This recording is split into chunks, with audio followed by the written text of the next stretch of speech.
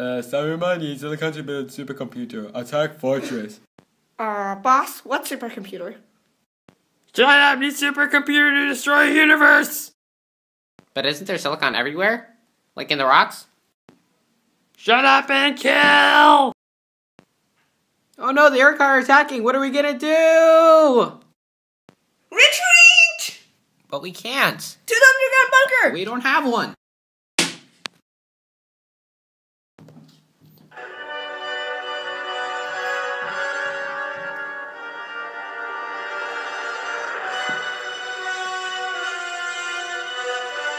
No.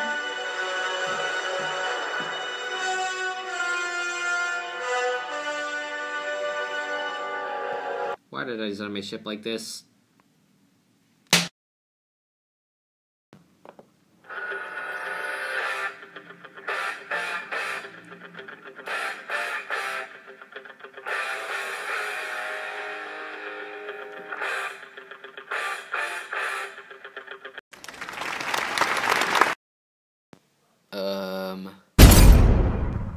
What was that? Hey guys, what's up?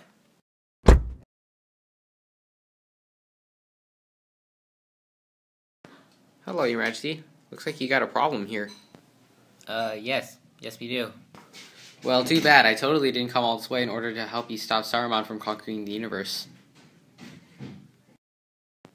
Hey, what's that? Stone Age, simpleton, it's a computer! Wow. How does it work? Technology. I will tell you use silicon, though. What in the world is that? There's something called the periodic table of the elements. The entire universe is made up of these. Silicon is element number 14.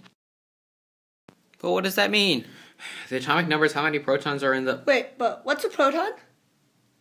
Protons are positively charged things in the nucleus of an atom. Silicon is 14. But what's it? Shut up and listen!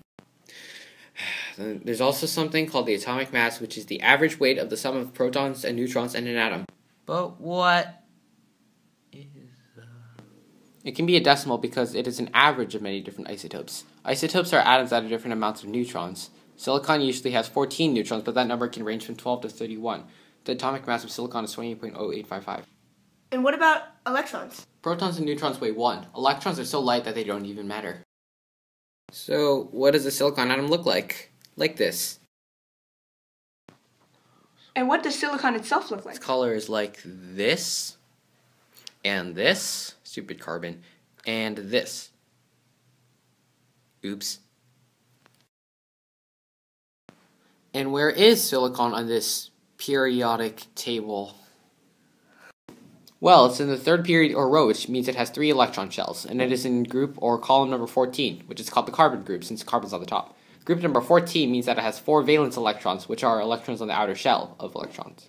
The rest are in 2 inner shells. Silicon needs 4 more electrons to get a full shell of 8.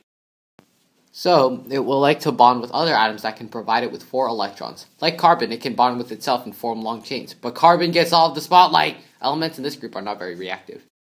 So how does it work in this computer? Well, silicon is an ideal semiconductor, and it's also very common. Semiconductor means it conducts some electrical current, but not as much as conductors such as copper.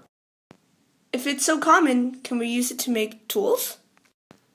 No, it is not malleable, which means it cannot be molded into different shapes. And it is not ductile, which means it cannot be hammered thin without breaking. It is a solid at room temperature, though. Its boiling point is 2,355 degrees Celsius, and its melting point is 1,410 degrees Celsius. You can't make tools? Well, that's useless. No, there are many uses. Since it is the second most abundant element in the Earth's crust, people have been using it for millennia to build things such as sandstone temples and buildings, made mostly out of silicon oxides.